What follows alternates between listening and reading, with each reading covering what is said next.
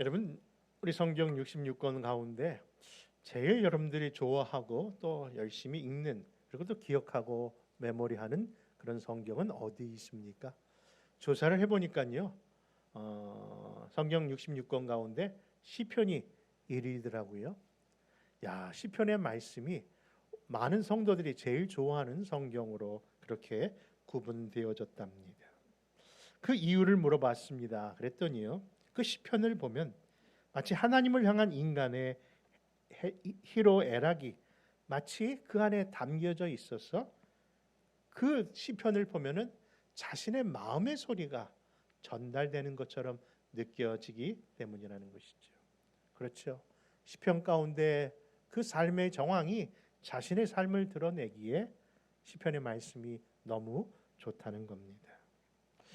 여러분, 사실 구약 성경 가운데 기록된 이 시편은요, 무려 150편이나 되는 장편의 그런 시입니다. 그런데 그 시편을 누가 썼는가 봤더니요, 여러 사람들이 썼고 또 어느 기간 속에 기록했는가를 살펴보니까요, 무려 800년에서 1000년 기간에 서로 다른 환경과 여건의 저자들이 기록된 시라고 하니 이 시편이야말로 여러분 천년의 문화, 천년의 작품이라 할 수 있는 것이죠. 여러분, 사실 시편은요, 레위 지파의 성전의 음악가들을 위해서 그들이 성전 예배에 필요한 그런 내용을 담고 있어서 성가용으로 사용된 그런 시고요. 또 이것이 우리가 잘 알듯이 바벨론 포로 이후에 집약되고 모여진 그런 내용이라고 합니다. 근데 여러분, 시편이 150편이 되고 많은 저자들에 의해서 쓰여졌다고 얘기하지만 사실 대표적인 이 시편의 기자는 뭐니 해도 다윗이라 할 겁니다. 여러분, 다윗은 우리가 알기로 목동이었고 우리가 알기로 한 나라의 왕일진데 성경은 그 어떤 표현보다도 다윗을 이렇게 얘기합니다. 그것은 다름 아니라 다윗은 노래 잘하는 자였다는 것이죠. 오늘로 표현하면 가수였다는 겁니다. 여러분, 얼마나 노래하는 것을 즐겼고 노래하는 것을 통해서 하나님께 영광을 돌렸는지 왕임을 소개하기보다는요, 그를 그렇게 표현하기를 여러분 주저하지 않고 있다는 것이죠. 그 대표적인 말씀이 사무엘하 23장 1절인데 같이 한번 찾아봅니다. 시작. 이는 다윗의 마지막 말이라. 이새의 아들 다윗이 말하며 높이 세워진 자 야곱의 하나님께로부터 기름 부음 받은 자 이스라엘의 노래 잘하는 자가 말하노라. 여러분, 방금 읽으신 바와 같이 이 다윗은요, 노래를 참 잘하는 자라고 표현되어 있습니다. 그런데 그런 것만 있을까요?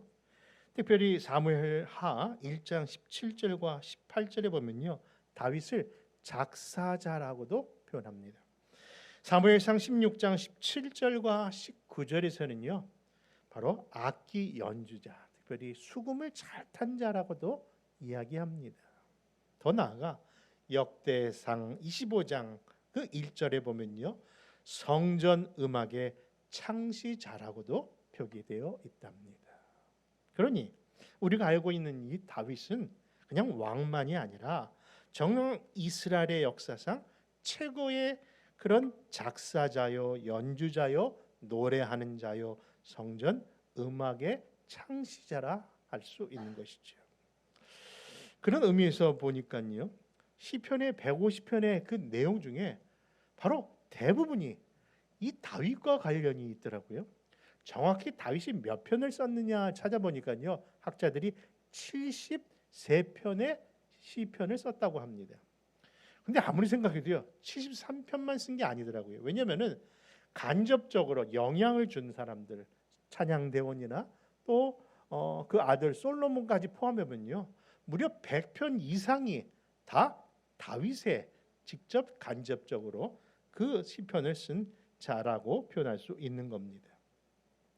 그런 의미에서 시편을 이렇게 생각해 보면요, 그냥 허구적인 문학적 그런 가치가 아니라 이 시편은 구약의 역사 속에서 실제로 현존했던 인물의 삶과 경험을 통해서 드러낸 정말 거룩한 노래요, 거룩한 기도라 평할 수밖에 없는 것이지요.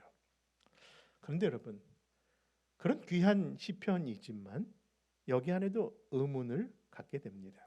왜냐면요, 아무리 실존적인 인물이 쓴 시라고 하고 역사적인 배경을 갖고 있는 시라 할지라도요, 아니 한 인물이 자신의 개인적인 시를 썼는데 어찌 그것이 성경 안에 들어갈 수 있고 어찌 그것이 하나님의 말씀으로서 포함될 수 있는가 하는 합리적인 의심을 할 수 있는 것이죠.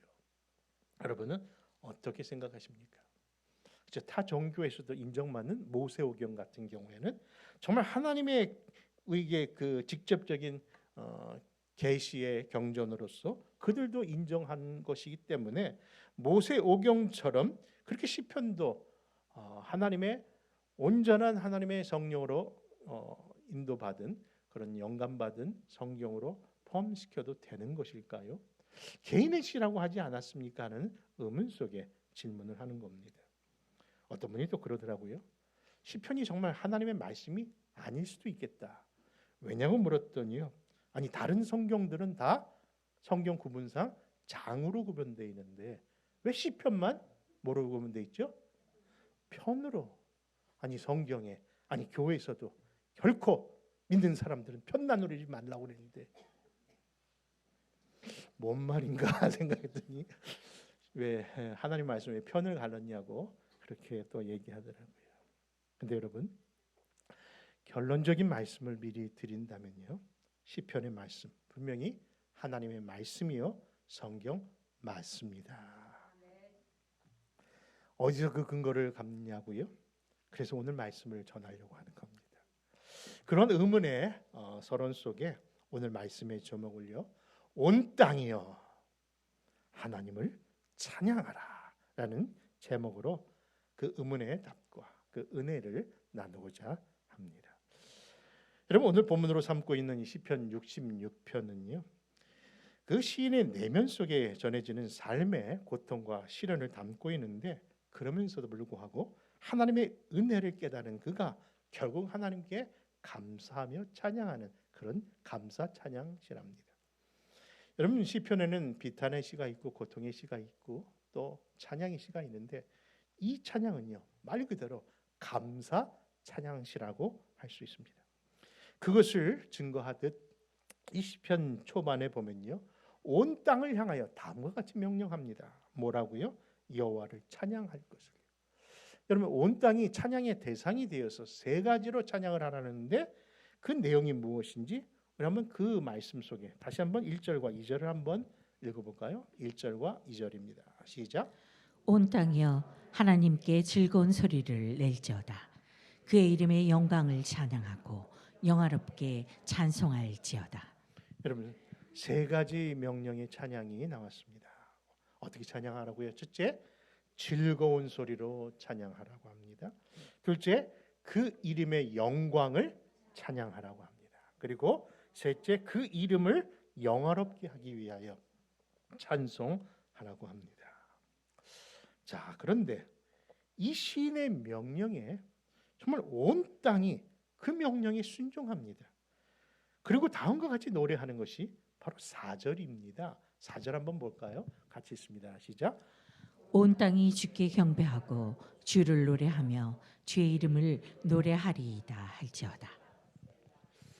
여러분, 사실 어떤 대상을 높여 찬양한다는 것은요, 무조건 순종할 수만은 없는 것 아닐까요? 그렇죠? 분명히 이의가 돼야 찬양할 수 있고 높일 수 있기 때문에. 근데 이 온 땅이 찬양하는 그 말에 즉각적인 순종을 하는 근거는 무엇일까요?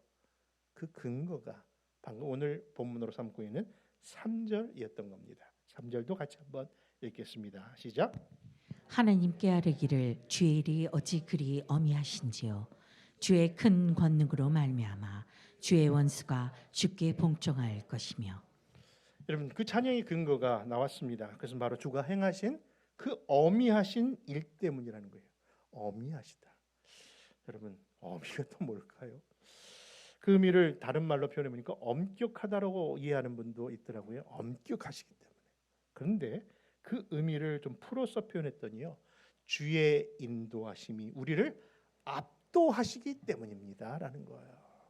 여러분, 도대체 하나님이 인도하신 그 일이 무엇이길래 저 원수까지도 그 일에 압도당하여 그들도 하나님을 온 인류가 그리고 온 백성이 하나님을 찬양할 수밖에 없었을까요? 그 이유를 오늘 본문 5절과 6절에서 이렇게 말씀합니다. 같이 한번 또 읽습니다. 시작. 와서 하나님께서 행하신 것을 보라. 사람의 아들들에게 행하심이 어미하시도다.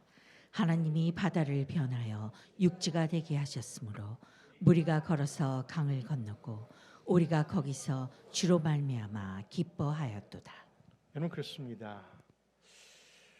온 백성이 하나님을 찬양할 수밖에 없을 만큼 압도적인 사건을 이야기하고 있는데 그 사건은 다른 것이 아니라 우리가 구약에서 배경으로 통해서 알고 있는 출애굽의 사건이고, 더 구체적인 표현을 한다면 이스라엘 백성들이 홍해를 건넌 그 일이 바로 찬양할 수밖에 없는 일이었다라고 이야기합니다. 여러분, 구약 성경에 최초의 찬양시가 무엇일까 할 때 늘 시편을 생각하지만요, 시편보다 먼저 최초로 하나님과 하나님이 행하신 그 일을 찬양한 시가 있답니다. 그것은 바로 출애굽 15장에 나와 있는데요, 그 찬양이 바로 아론의 누이 선지자 미리암을 통해서 이렇게 찬양이 나옵니다. 우리 한번 출애굽 15장 20절과 21절도 한번 읽어볼까요? 같이 읽습니다. 시작. 아론의 누이 선지자 미리암이 손에 소고를 잡음에 모든 여인도 그를 따라 나오며 소고를 잡고 춤추니 미리암이 그들에게 화답하여 이르되 너희는 여호와를 찬송하라. 그는 높고 영화로우시며 말과 그 탄자를 바다에 던지셨음이로다 하였더라. 아멘. 바로 구약의 가장 대표적인 사건이 바로 이스라엘 백성들을 구원한 사건이고, 그 구원의 가장 화려했던 이적과 기적의 역사가 마른 땅같이 걷게 하셨던 홍해를 건넌 사건임을 이야기하고 있는 것이죠. 그 사실을 보았던 그 백성이 최초로 하나님을 찬양하며 지은 시가 바로 출애굽기 15장의 내용인 겁니다. 엄밀히 본다면 시편이 이미 기록된 것이죠. 근데 여러분, 사실 시편이라는 것이 우리가 150편으로만 기억되어 있지만요, 사실 시편은요 5권으로 구성된 성경입니다. 많은 분들이 이런 질문도 하더라고요. 목사님, 아니 성경이 구약 39권에 신약 7권으로 토탈 60? 아니 하필이면 66이에요. 좀 이상합니다. 육자가 마귀의 숫자라면서요. 왜 성경이 66입니까 하는데, 엄밀히 본다면요 66권이 아니라 성경은 한 권. 네, 그건 지난번에 말씀드린 거고, 성경은 70권입니다. 왜냐하면은 시편 1편을 펴보면요 맨 위에 뭐라고 써 있는 거 아니? 제 1권이라고 써 있거든요.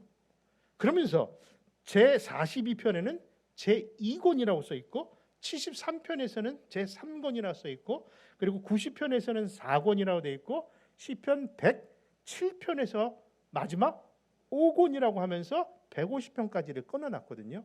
그러니까 플러스 4만 더한다면은 성경 70권이 되는 것이죠. 근데 왜 5권이라는 권으로 이렇게 시편을 나누었을까? 그 이유는 시편을 주시는 이유가 있었기 때문입니다. 여러분, 시편은요 5권으로 되었다고 말씀을 드렸습니다. 근데 5권으로 된 성경이 또 하나 있죠. 뭡니까? 구약의 모세 오경. 모세가 기록한 5개의 성경을 모세오경이라 하잖아요. 근데 그 모세오경의 5과 이 시편과의 무슨 관계가 있을까요? 여러분, 모세오경을 우리는 이렇게 외웁니다. 창, 출, 레, 민, 신명기, 뭐 그렇게 외우는데, 창세기, 출애굽기, 레위기, 민수기, 신명기. 그런데 이렇게 5권의 책인 것처럼 시편도 그런 창출, 레, 민, 신으로 돼 있다는 거예요. 무슨 얘기일까요? 시편 1편에서 41편까지를 이렇게 쳐다보면요, 마치 모세오경의 첫 번째 책 뭐라고요? 창세기를 보는 듯한 거예요. 왜냐하면 창조의 하나님을 찬양하고 있거든요. 그 안에서 여호와 우리 주여 주의 이름이 온 땅에 어찌 그리 아름다운지요. 주의 손가락으로 지으신 주의 하늘과 주가 베푸신 달과 별, 잘 모르겠습니다만 그 찬양시가 어디에 나와요? 바로 그 시편, 그렇죠? 첫 권에 기록되어 있어요. 그 첫 권 속에서 마치 창세기를 보게 만들고 있다는 거예요. 더 놀라운 것은 42편에서 이어지는 제2권에는요 두 번째 책인 출애굽의 역사를 보여줍니다. 그래서 그 가운데서 구원하신 하나님을 찬양하는 시가 나와요. 제73편 제3권에서부터는요 하나님의 성전과 거룩을 노래함으로 레위기를 연상케 하고요. 그리고 제10편 4권에서는요 광야에서 방황하는 모습의 민수기를 그려낸 것 같습니다. 그리고 마지막 제5권인 107편에서 150편 할렐루야 마지막 찬양까지 속량받은 그 백성들이 결국 하나님을 할렐루야 하며 감사와 찬양을 올리는 그 모습들이 마지막 그 과거를 돌아보며 설교했던 신명기의 메시지를 보는 듯 하기 때문입니다.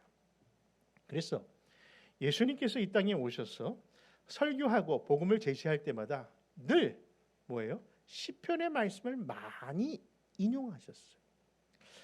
사실 유대인들에게는 모세오경만을 중요시하는 그들인데 바로 그들 속에 바로 예수님께서는 시편의 말씀을 통해서 얘기하면서 그 시편에서 얘기했던 그 말씀, 그리고 너희들이 그렇게 알고자 하고 그렇게 외우고 있는 모세오경이 다 나를 가리키는 것이었는데 어찌 너희들은 그 실존이 왔는데 이렇게 못 알아보느냐 하며 안타까웠던 그런 표현들을 하신답니다. 그 모습이 요한복음 5장 46절과 47절에 이렇게 나타납니다. 우리 한번 46절과 47절의 말씀 찾아 있습니다. 시작. 모세를 믿었더라면 또 나를 믿었으리니 이는 그가 내게 기록하였습니다. 그러나 그의 글도 믿지 아니하거든 어찌 내 말을 믿겠느냐 하시니라. 여러분, 성경은요 늘 말씀하고 표현하는 거지만 성경은 어디를 찔러도 뭐가 나온다? 네, 그리스도의 피가 나온다. 그렇죠. 지금 모세오경을 통해서 누구를 보여주시고 계신다고요? 예수 그리스도를. 그 시편의 모든 말씀이 바로 그 예수님을 드러냈다는 겁니다. 그런데 정작 그 예수님이 앞에 있는데도 그 예수님을 모르는 것이죠.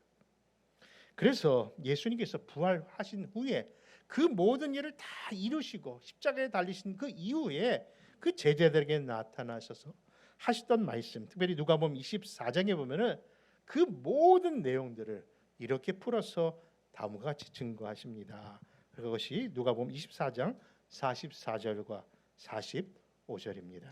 있습니다. 또 이르시되 내가 너희와 함께 있을 때에 너희에게 말한 바 곧 모세의 율법과 선지자의 글과 시편의 날을 가리켜 기록된 모든 것이 이루어져야 하리라 한 말이 이것이라 하시고 이에 그들의 마음을 열어 성경을 깨닫게 하시고. 그렇습니다. 예수님께서 십자가에서 이런 표현하셨죠. 엘리 엘리 라마사 박다니. 그렇죠. 그 말씀이 하나님이여 하나님이여 나의 하나님이여 어찌하여 나를 버리십니까? 근데 그 시가 바로 시편의 내용이, 그 표현이 시편의 내용이고요. 다윗이 시편 22편에서 고백합니다. 그렇다면은 다윗이 언제 십자가에 못 박힌 적이 있습니까? 그런데 불구하고 그 시를 통해서 누구를 바라본 거예요? 예수님을 바라봤던 거예요. 그 말씀에 이어지는 거 보면은 그 뼈가 하나도 다 셀 수 있나, 그러니까 없어지지 않고 셀 수 있나이다라고 표현되는 것도 마치 그 겟세마네 동산에서 예수님께서 기도하시고 그리고 갈보리 언덕에 죽으셨던 그 모든 모사를, 그 표현들을 마치 보고 기록한 것처럼 그 시가 기록되어 있다는 것이죠. 그래서 성경은요 분명히 예수님의 말씀을 통해서도 증거되지만은 모세오경, 모세가 한 글과 그리고 선지자의 글과 이 시편이 누구를 가리킨다? 예수 그리스도를 가리키고 있음을 보여주는 겁니다. 그래서 어느 학자는요 이 시편을 최고의 문학적 성소다라고 표현을 하고 있답니다. 여러분, 문학의 양식은 있는데 이것이 마치 성소와 같다. 여러분, 성소가 어떤 여러분 기능이 있습니까? 하나님을 만나는 곳이잖아요. 그러니까 이 문학적인 성소, 그 시편은요, 그 시편을 읽고 그 시편을 묵상하고 그 시편을 가까이 하면은 누구를 만나게 된다? 자, 성부 하나님, 성자 하나님, 성령 하나님을 만날 수밖에 없다는 의미에서 그 문학적 성소라는 표현은 참 의미가 있다 하겠습니다. 여러분, 그렇습니다. 그런데 그가 그 시편에서 만나는 하나님은 어떤 하나님일까요? 그렇죠. 하나님은 인간의 삶과는 너무나도 무관하여 그냥 초월하 계신, 멀리 계신 하나님일 거라고 생각했는데 이 시편에서의 만나는 하나님은 어떤 하나님이십니까? 인간이 겪는 모든 삶의 굴곡, 애통과 눈물과 죄와 기쁨과 심지어는 어떤 승리까지도 다 인간이 나눌 수 있고 누릴 수 있는 모든 생사고락의 그 삶 중심 가운데 임마누엘 하시는, 함께 하신 하나님으로 만나지고 있다는 겁니다. 그래서 오늘 본문 시편 66편에 보면요, 분명히 마치 그 삶이 너무나도 힘든 어려운 가운데 찬양할 수 없는 환경처럼 보여지지만은 그가 결국은 하나님을 찬양할 수밖에 없었던 이유를 말씀합니다. 보십시오. 그가 그물에 걸린 것처럼 표현합니다. 원수가 자기의 머리를 밟는 것처럼 하나님이 그 모습을 묵과하는 것처럼 보여진다고도 얘기합니다.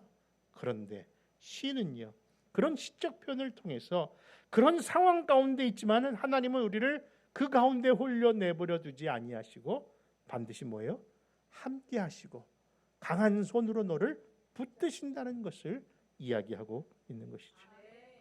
그것이 오늘 본문 시편 66편 10절에서 12절 가운데 나타나 있습니다. 같이 한번 읽습니다. 시작.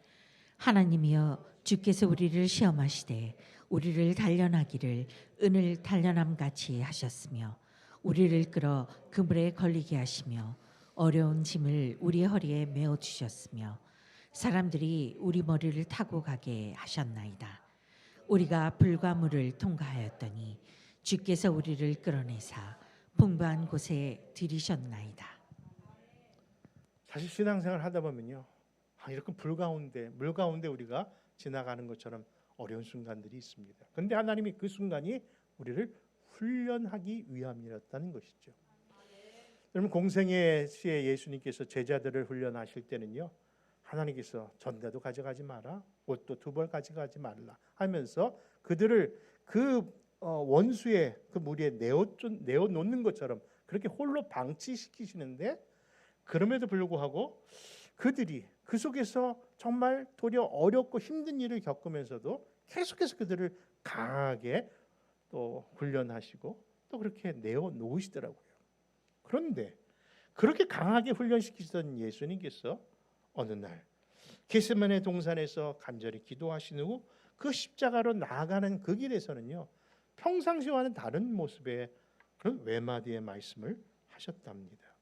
그것이 뭐냐고요? 마태복음 26장에 보니까 이런 표현입니다. 자고 있는 제자들을 깨우면서 야, 일어나라. 그리고 함께 가자. 나를 파는 자가 가까이 왔다. 여러분, 늘 한적한 곳에 혼자 홀로 기도하시고 그들과 함께 내버려 두셨던 그 예수님이 그 순간부터는요, 뭐라고 하시는 거 아니? 일어나 함께 가자라고 말씀하시더라고요.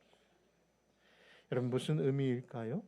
그 전에는 우리를 훈련시키기 위해서 하나님께서 우리를 홀로 내버려 둔 적은 있었으나 이제 그 십자가로 나가는 그 길, 그리고 우리들도 자기 십자가를 지고 따라가는 그 길에서는 뭐예요? 우리를 전혀 홀로 내버려 두는 것이 아니라 이제는 뭐 하신다? 영원히 너와 함께 하신다는 말씀으로 일어나 함께 가자 하신 줄 믿으시기 바랍니다. 여러분, 우리는 창세기를 통해서 어떤 하나님을 믿습니까? 창조의 하나님을 믿는 겁니다. 우리는 출애굽을 통해서 그 하나님이 우리를 구원의 하나님으로 믿게 하셨습니다.